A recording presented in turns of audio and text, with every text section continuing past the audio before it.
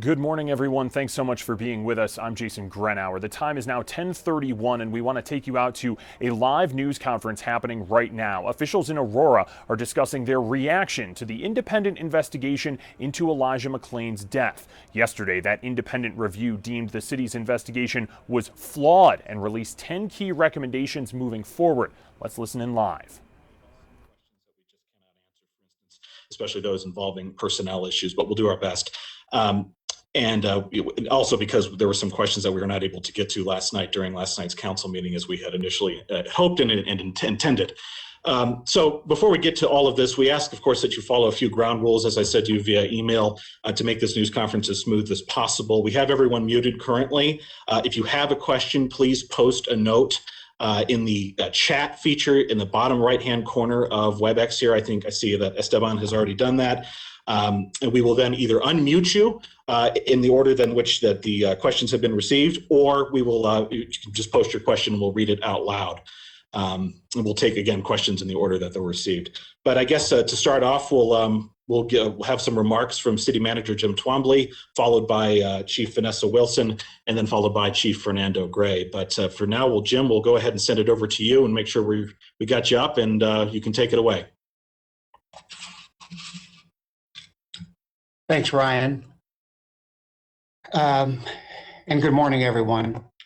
First of all, I want to thank the team of professionals who undertook this investigation for the city, Jonathan Smith, Roberto Villaseñor, and Dr. Melissa Cole. They devoted countless hours and their years of expertise and experience that have resulted in a report that's extremely thorough, clear, well-documented, and well-written. We need to also thank the law firm of Latham and Watkins that's provided pro bono services that supported the team. That being said, what we have is a report that's very disturbing to me, as it recounts critically in step-by-step fashion the events that unfolded between Mr. Elijah McClain, the Aurora Police Department, and Aurora Fire Rescue on August 24th, 2019. When I first viewed the body-worn camera video, I was uncomfortable with the speed with which action was taken by officers, disappointed with the failure of our body-worn cameras to provide full video, and wondered about the procedure for administering ketamine. I knew that our police department and Aurora Fire Rescue had processes in place to review our personnel actions from that night, and trusted that review would result in appropriate actions. When it became apparent that mine and the public's concerns were not addressed, as the Force Review Board in January of 2020 did not find officers' actions non-compliant, I initiated an investigation. That effort stalled and was eventually replaced in working with the conjunction with the Council's Public Safety Committee and the City Council. That initial investigation was replaced with the one that we received currently. Since that time, the City Council, the city's Public Safety Committee, Chief Wilson, Chief Gray, and I have taken numerous steps to improve and gain trust in our public safety departments. For example, some of those measures include the Public Safety Committee has shown a light on police use of force statistics, hiring, and recruiting. Council has passed ordinances prohibiting choke and carotid holds, no-knock warrants, and placed a moratorium on ketamine. Chief Wilson has changed a number of policies and directives and instituted her new five-point new way plan. Fire Chief Gray will task the medical direction team with appropriate department-wide training and continue education based directly on the recommendations of the report. Those who provide EMS care in the city of Aurora will continue to focus and place further emphasis on patient advocacy. And I have requested, and Council has provided funding for a police auditor position that has already completed a body-worn camera audit and is working on a use of canine audit. And finally, we've contracted with a firm that is conducting an overall review of the police department's policies, directives, and practices from recruitment, hiring, training, responding, disciplining, and evaluating. I believe the investigative team has identified the issue that is at the root of the case, the failure of a system of accountability. Training and supervision weaknesses related to stop, use of force, and de-escalation, roles and responsibilities between police and fire on joint scenes, and thoroughness of medical assessment in those cases. Training of major crimes detectives and use of force reviewers specifically, and the role of internal affairs. I will be pursuing with Mayor and Council the establishment of an independent monitor to help us enhance the accountability and transparency of the police department and gain the trust of the public. I believe Chief Wilson has made great strides in holding officers accountable and putting into effect policies and training to improve the department. However, a system of accountability should not be dependent on who sits in the chief's chair. It needs to be put into place so that it functions and represents the community's desire for constitutional, unbiased, and respectful policing that holds officers accountable. I believe an independent monitor can help us achieve that. Thank you.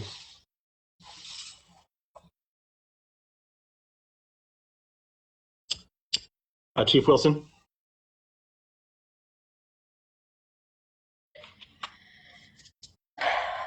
Good morning, everyone. I want to first acknowledge the extreme anger and grief that Ms. McClain and Elijah's friends and family have endured and will continue to endure due to his death. The bottom line is Elijah McClain should still be here today.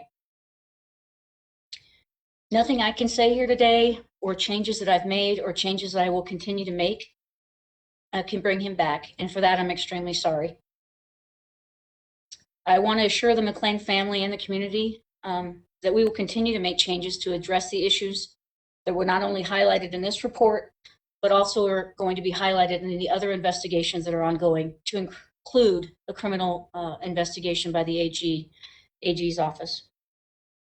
We will address failures that are uncovered, and I will hold myself as well as our officers accountable. We will evolve, and we will become the police department that the community can trust. I know the trust is broken, and I know we have a long way to go. And with Mr. Twombly's desire to create an independent monitor's position, I have to agree with it, because I feel that is the only way we are going to regain the trust of the community. I have put into place several different directive changes. Specifically, I know they highlighted some in the in Mr. Smith's report, but were specific to issues that I found and that I was disturbed by in the call. The suspicious person call directive change, which is talking about giving officers that opportunity to take a moment to slow things down, to watch what they see happening, and not to solely rely on what a caller says, and to gain those factors, and to obviously always use de-escalation techniques, as well as the 911 callers, when they first receive that call, to be asking specific questions of why this person is suspicious. The report talked about implicit bias. I've been talking about implicit bias since I took over as the chief of police, and I believe that we all have it, and I want to ensure that if a community member is calling someone in as a suspicious person, that is never due to the color of their skin or the clothing that they're wearing. There are other directives that I've put in place. The officer relief directive, which is causes, if an officer has been in a struggle, like was on that evening with Elijah, that those officers will be, when it's safe to do so, removed from that situation to try and de-escalate the situation and calm things down, and allow them to be checked for injuries, allow them to give information to the supervisors on scene directly, and to disconnect that volatile situation that was occurring with that subject.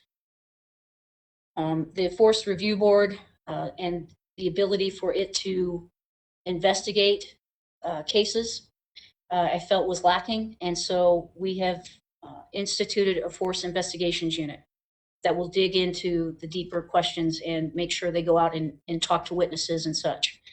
But I know that's still not enough. And so I'm looking forward to the other investigations that are coming through, and I'm looking forward to being able to implement those changes as they're brought forward. So thank you very much. Thank you, Chief Wilson. Chief Gray.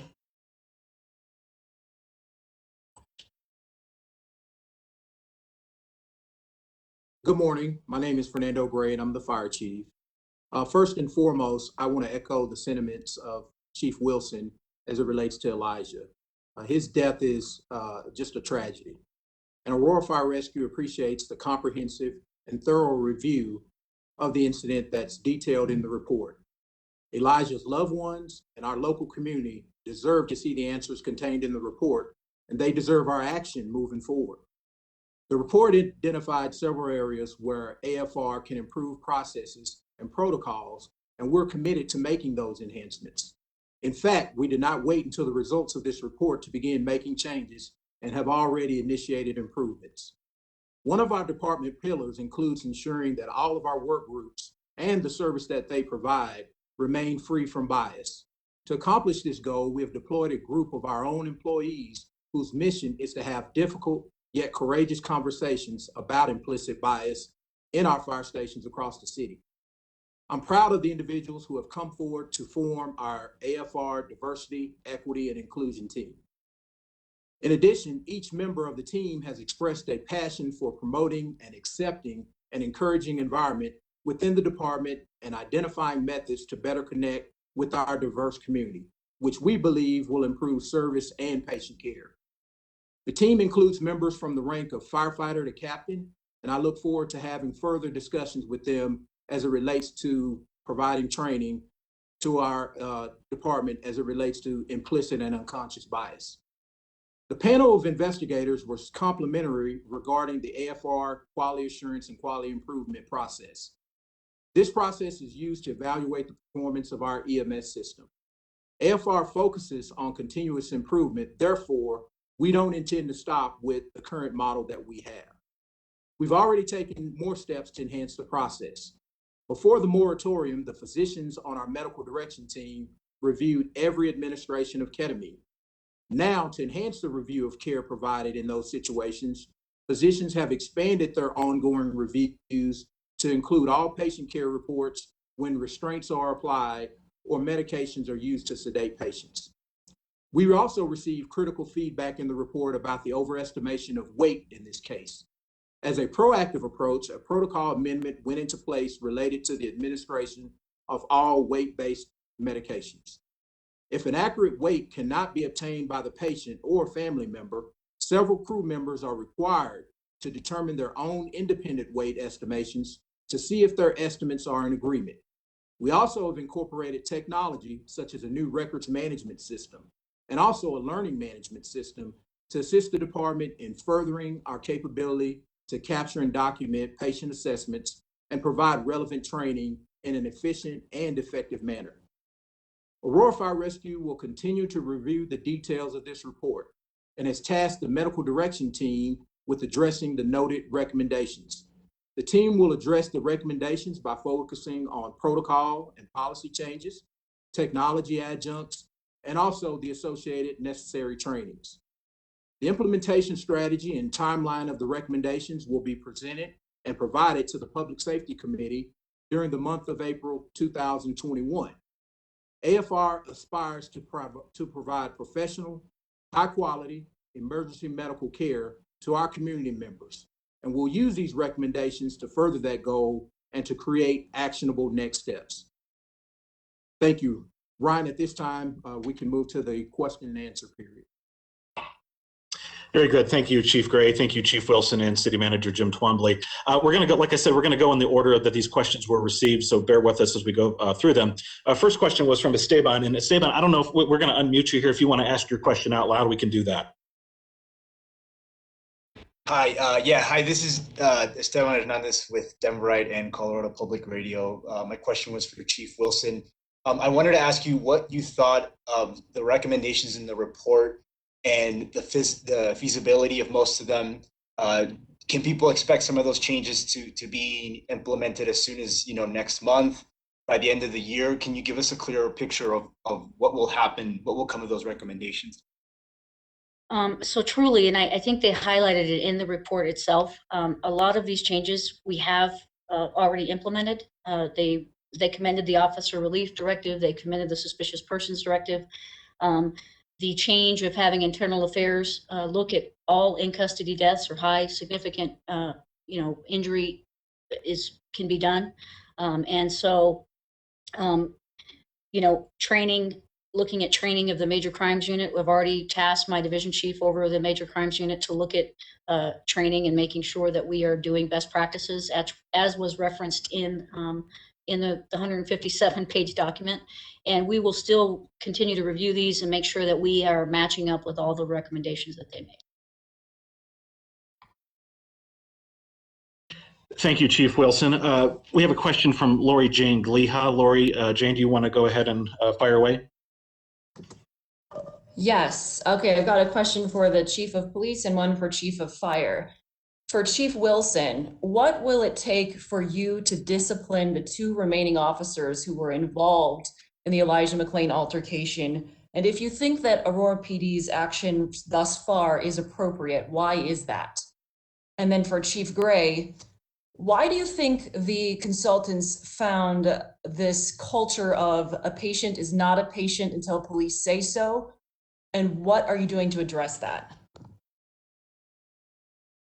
Okay, thank you, Lori, for that, Lori Jane, for that question. And I know it's on the minds of everyone. It has been a question that I have answered continually through the time of taking over as the Chief of Police. It's important that everyone listening understand that this is a criminal case at this point. The governor has ordered that the Attorney General look into the incident with Elijah and his death, and therefore it is completely inappropriate for me to comment on wrongdoing or anything that I should elaborate on until that grand jury has the opportunity to look at this case with their eyes, and for the Attorney General to come back with recommendations for either indicting or not indicting.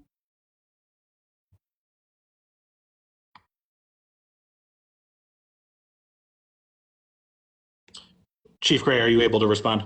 Yes, sir, I am. And thank you for the question, Lori Jane, and it's a very good question.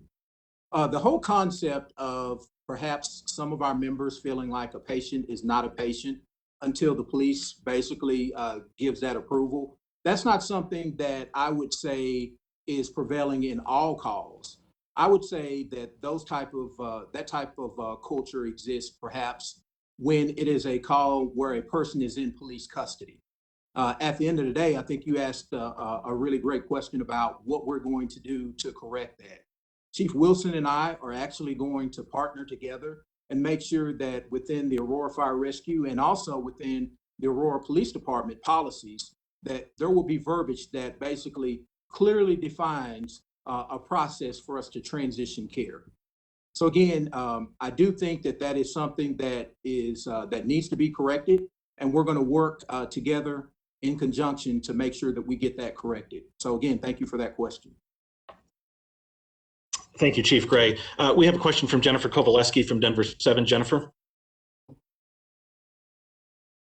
Good morning. Thank you for taking the question. My question is for Chief Gray. I know there is currently a moratorium on the use of ketamine in Aurora, but what are your thoughts about the continued use of ketamine in light of the findings of this report?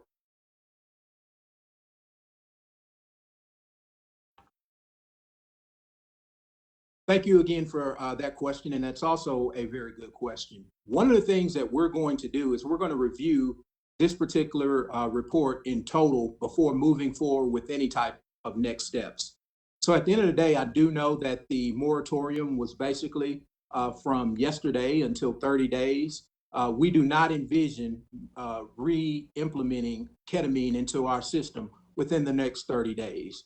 Again, as I said a little bit earlier, we're going to basically present some information to the Public Safety Committee about our steps on how to move forward, not only in addressing the issue of ketamine, but also in our patient assessment processes. So again, thank you for that question. Thank you, Chief. We have a question from Elise over at the Denver Post. Elise, go ahead whenever you're ready. Thanks, everyone. My question is for Chief Wilson. It's actually a series of questions here. The detectives who led this investigation that the report called flawed, are they being investigated or have they been disciplined for the way they ran this investigation? So to answer that question, we all know that there was a House bill that was implemented where investigations into OISs needed to be investigated by not only the agency that was involved, but a partner agency. We partner with the Denver Police Department. When this tragedy occurred, Chief Metz at the time asked that the Denver Police Department come in and look at this as an OIS. And so Denver detectives were alongside our detectives, as well as a representative from the Adams County District Attorney's Office was also monitoring the interviews. So this, again, I can't really go into whether this case is going to the grand jury again. And so I can't say what is going to happen next until that criminal case is completed. But I can say that there were more than just the Aurora Police Department's eyes on this investigation. And I know that Mr. Smith and his panel of experts found that the investigation was not to their standards. And so we'll be looking at training and best practices moving forward. Thank you, Chief. Rick Salinger at Channel 4. Rick? Hi, can you hear me okay there? We sure do, sir. Okay. On page 19 and 20 of the investigation, there is a reference to the 911 caller. And I'm not clear if this was a later interview with that caller, but asked if the person, now we know as Elijah McClain, was a bad person. The detective replied, yes, he was caught. I don't know if he was a bad person, but he got the help that he needed. Was that an appropriate response?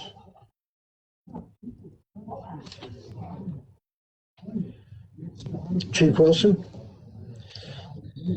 So I have the report in front of me, so I can't read specifically what you're referring to, if that was the detective or if that was the officer that called the RP that evening. I believe that response can be taken a number of ways, and obviously him losing his life is a completely inappropriate statement for that. I'm not sure what the decision making was on that statement. Thank you, Chief. Again, we're going in the order of the questions are received here from folks, and we're going to get to them as many as we possibly can, probably till about 10 after 11, really no later than that, hopefully. Colleen Slevin over at the Associated Press. Colleen, we'll take it away whenever you are ready. Thank you. Yeah, I have a question for Chief Wilson. Chief, you mentioned this force investigation unit that you've established. Is that new in response to this report, or is this something that has been in existence before the findings of this report, and how does it work? Thank you. Yes, ma'am. So online, our SOPs and such should be available to be published. But I'll make sure that we get that done today, so that the public can look at it as well as the press. The Force Investigations Unit came from just realizing that we needed to do a better job digging into these cases. The way it was set up in the beginning, the Force Review Board did not have the ability to go back and interview officers, ask follow-up questions, and so we felt it was important to have people that are specialized in the application of force and are subject matter experts within our agency to be asking those specific and hard questions and looking at all policies that may have been violated within that incident, not just the use of force. They were stood up on November 20th of last year, and they are up and running as we speak. So the process is for them to do a deeper dive, to go back out to interview other people that may have been missed the night of the incident, to make sure that all the photographs and such were taken, to see if there's video cameras from any surrounding businesses, and really do an extensive investigation into what occurred. And that would also be with asking follow-up questions to not only the officers themselves, their supervisors, but also the community. And then they are to bring that back and present to the Force Review Board so that they can make a better informed decision. And if there are questions the Force Review Board also needs, then they can actually go back and redo that as well. Obviously, with the announcement of the independent monitor, I'm not sure how quickly that will be set up, but I will be working to make sure that whoever that is and whatever city management and council is wanting for us, that we will adapt the Force Investigation Unit to fit that. Thank you, Chief. Chris Vanderveen over at 9 News. Chris. Hi, Chief Wilson. Thanks for doing this. You listed a number of changes that have been enacted in the last year or so, but one critical issue still remains the same. If there is an in-custody death, if there is an officer-involved shooting today, the Aurora Police Department, along with its Major Crimes Division, is still going to lead that investigation, is still going to present its findings to the district attorney. In light of the findings of this report, how can people in the public trust that the Aurora Police Department's Major Crimes Division is going to thoroughly investigate these type of offenses in light of what a lot of people have called a damning report as to how your officers conducted the Elijah McClain investigation? Thank you for that. I understand there are many questions, and this report has tainted a lot of people's opinions on our Major Crimes Investigations Unit. But I can tell you that there are good investigators, but I understand that the trust is broken. I absolutely understand that. And so I plan on reaching out to both the 17th Judicial District as well as the 18th Judicial District and talk to the district attorneys of how they would like us to move forward, God forbid, on our next critical incident. And whether that is to set back and give the lead to another agency, or to have the district attorneys investigate it themselves. Lots more conversations have to happen. I received this report at the same time the public received it yesterday, and spent the entire day reading it, going over it. And so we have to sit down, roll up our sleeves, and make sure that we're doing everything possible to reinstill the community's trust. So that's what I intend to do.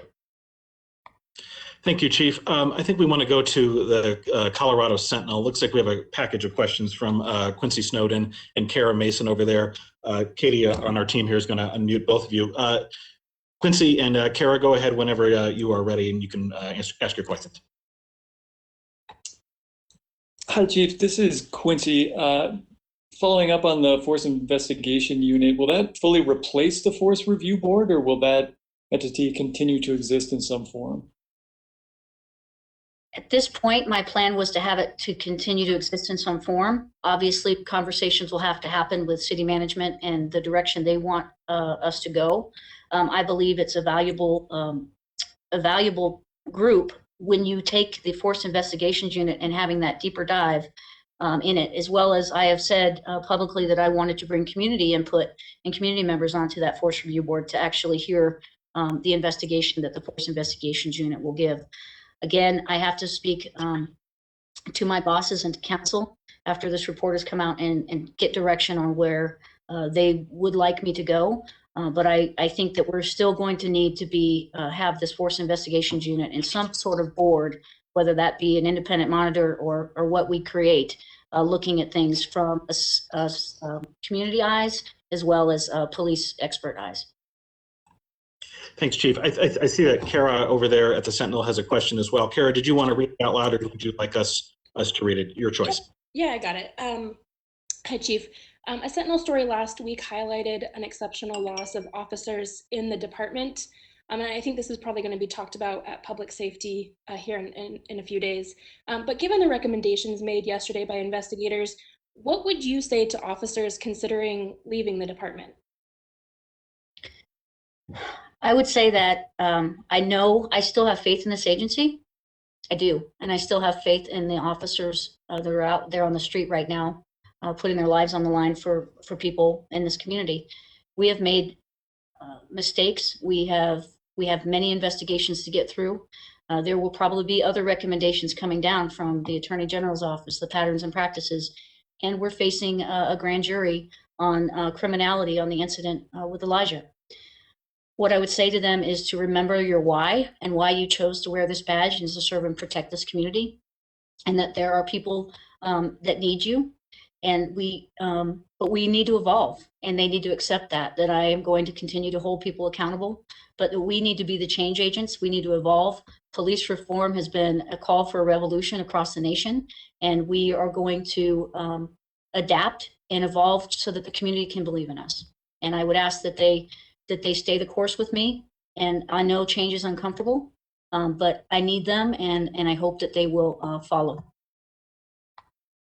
Thank you, Chief. We have a question from Julia Cardi over at the Denver Gazette. Julia, would you like to read your questions out, or would you like us to read it? I can go ahead, thank you. I have two questions. They're on different topics, so I can just ask them at the same time, but then just answer however they make sense. My first question is for Chief Wilson and Chief Gray.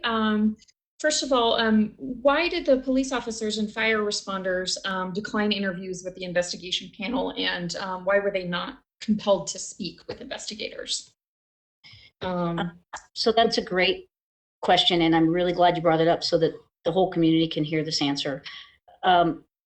They are being looked at criminally, so therefore their Miranda rights as any other citizen kick in, and they have the right to have the lawyer present and all those things. With Garrity kicks in, then I'm compelling them to speak. So therefore, and I think Mr. Smith did a good presentation last night, saying he understands why they were not able to discuss things with them. And so had this investigation occurred after the grand jury, I believe that they would have all cooperated with their questioning. Thank you, Chief. We're going to go to Blair Miller over at Denver 7. Blair, I'm not sure if you have a microphone up, but if you do, happy to read your question, or you can read your question.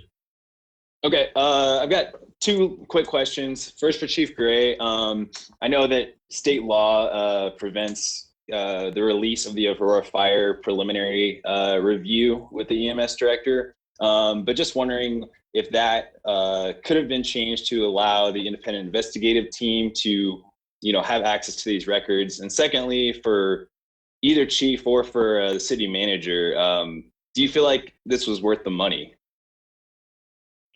So I'll comment real quickly on your question as it relates to the release of the quality of improvement, quality assurance information.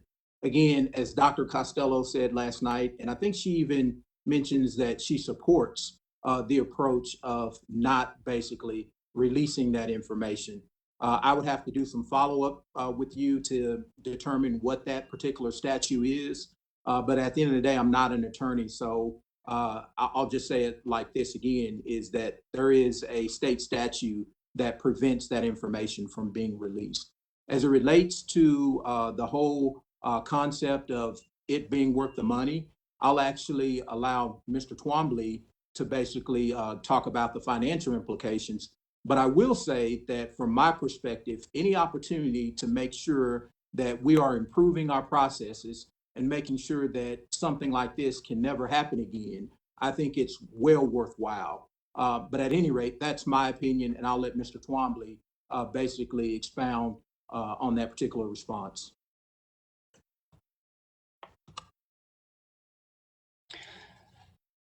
Thanks, Chief. Yes, I definitely believe it was worth the cost to the city. As anybody who has looked or reviewed the report can see, it's extremely thorough, very well thought out, and I thought that the team did an excellent job. We got an excellent team that we put together, and so very much worth everything, all the the money that we put into it.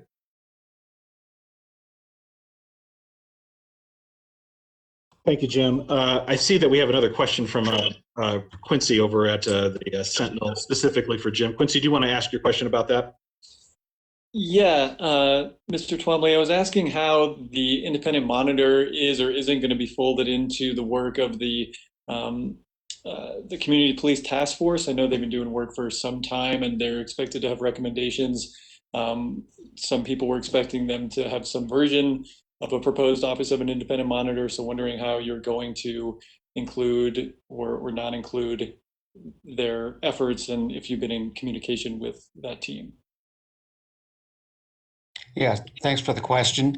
Yeah, that Community Police Task Force has been working for over a year now and has had started off, I think, with semi-monthly meetings and has worked very hard over the course of about the last 14 months, I believe. And so they will be presenting their recommendations to the City Council in the coming weeks. And we absolutely want to take their recommendations and fold those into what the mayor and council choose to do, how they choose to shape an independent monitor office.